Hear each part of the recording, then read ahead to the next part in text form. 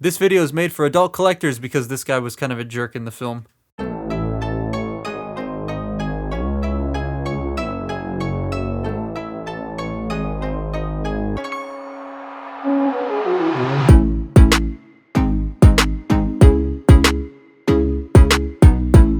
The post Dark of the Moon designs are virtually impossible to do in toy form at this price point, and this design is no slouch at being impossible. Crosshairs has this dumb trench coat thing that the designers have to work into a car shape, and bruh, that's a tough task. Both versions don't really do it right, each one fixing what the other one has wrong, but both still look pretty not the greatest when it comes to their trench coats. I think Studio Series Crosshairs gets the look right, but the Last Night gets the functionality right. Studio Series Crosshairs kinda came out of nowhere. Those stock images made it look pretty terrible, but as usual, the toy in hand looks and feels a lot better. And those Hasbro, so come on. I'll do them for free if you want to, just make them look better. Already the Studio Series one is winning in the green department. The shade not only looks more accurate to the film, but is also more pleasing on the eye. It looks less like cheap plastic knockoff like the old one. His proportions are also better, getting the limb length correct and nailing the tooling on those parts. Like the feet are more accurate, the arm detail is more accurate, the torso is shaped a lot nicer, the shoulder pads aren't comically large, although they still have issues. The pads here do limit the articulation, which does suck. I mean, he never really does any sort of kooky poses in the film because he's barely in both movies in the end fights, but it still would have been nice to see him get into like that paratrooping pose. I was able to do it, but it did take some finagling. I really like the flaps on the front of the figure, like for the trench coat. They look really nice, but they aren't the right shape from the movie. His coat kind of splits at the front and tapers down, and this doesn't do that. That's where I think the original one excels. The head on the new one is also miles better than the old. It's painted super well and has some killer tooling on it, including a lot more defined mustache. It's not painted, but the way it drops a shadow on the face makes the mustache appear in most angles, and that's a pretty neat effect. Like, I don't know how they were able to do that, but they pulled it off and it looks pretty cool. His car back section does stick out a bit too far for my liking, and it's packed separately in the box, so putting it on can be a bit of a faff. I know a lot of my friends who got this are like, oh, the backpack fell off. It's like, no, it's actually packaged separately. It's supposed to be like that because the ball joint is on a clear piece and they don't want that to break in shipping. His submachine guns. Thankfully, he comes with both submachine guns. The Age of Extinction one was weird and didn't come with both for some reason, and they're a lot nicer looking than the Last Night versions. Those ones look a bit too short, whereas the new ones feel more like actual SMGs than some small pistol. Like, it reminds me of the Vector. If you ever use that thing in like COD or whatever, Battlefield, it reminds me of that. Posing on the new one is meh, but also not. Like, it's better than the original.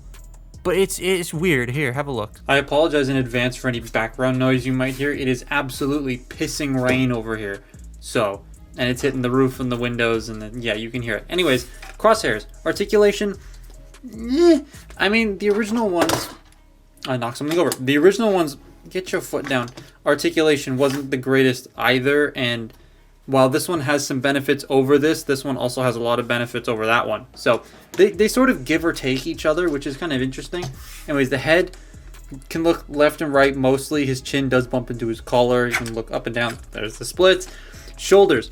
They're weird. They're on this little assembly here, and you can shift it back if you want to get like rotation, but then the shoulder pads will bump into the trench coat and they'll bump in this way. It would have been nice if these could move out so you could get a bit more range, or if this ball joint section could move up to get a bit more range, but it is a bit limited. And then if you want the trench coat to sit really flush against the back, you have to flare this forward like that, and that makes the shoulder pads face forward, and it's a bit strange, but no, well.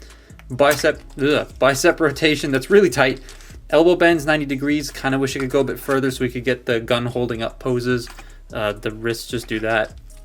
Nothing at the waist, just due to how he transforms.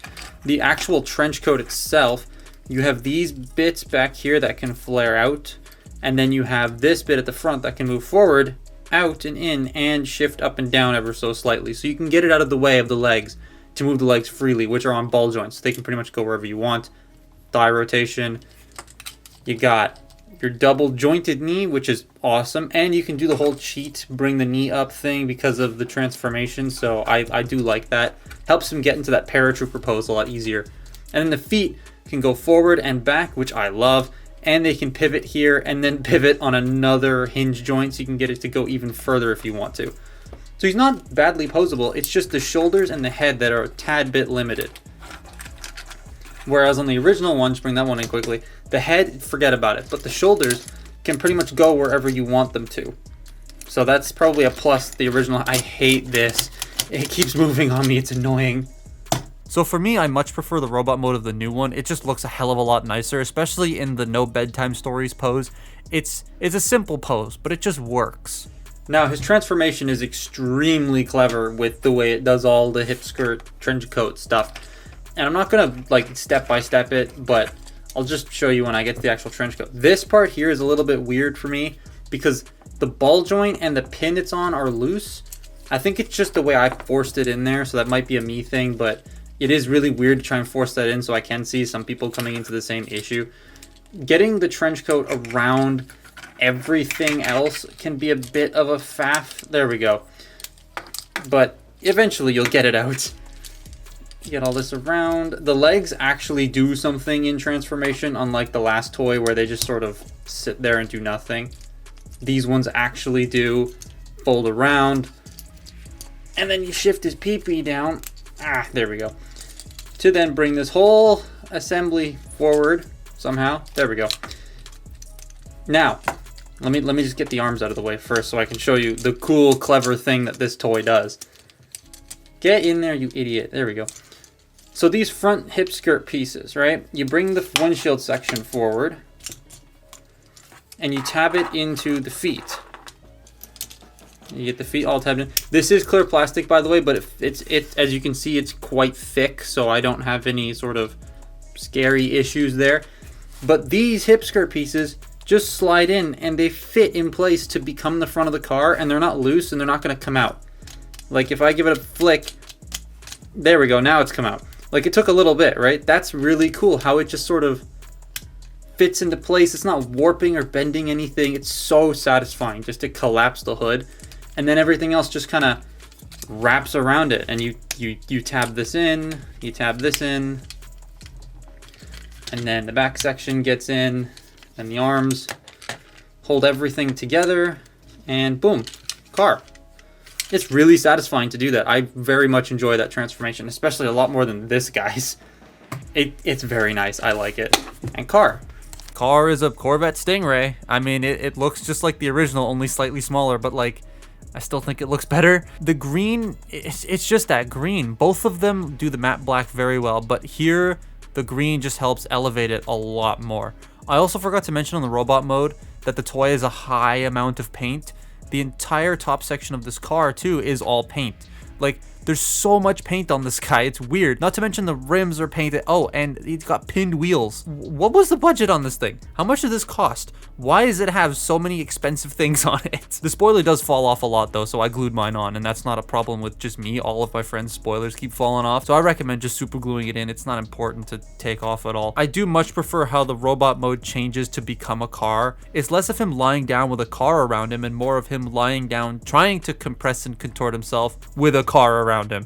It's still a shell former. It's just not as bad of a shell former as the last one. And shell forming is not that bad anyway, so it's whatever. It sure is a tad smaller in alt mode, like I said, but it looks sick next to a lot of the other sports car and hypercar Studio Series toys. Like, it just fits better with them. Also, I will say the old one's panel lines make sense more for a car. Like, he's got the hood panel line and then the front section panel lines. They make sense, whereas the new one kind of doesn't make sense, so it looks a bit off at first when you put them next to each other. I'd say overall, to me though, this is better than the Last Night Deluxe. They just did a whole lot right here. While not perfect, there's still problems, it still manages to be a fun and entertaining figure that was put into a banger of a wave.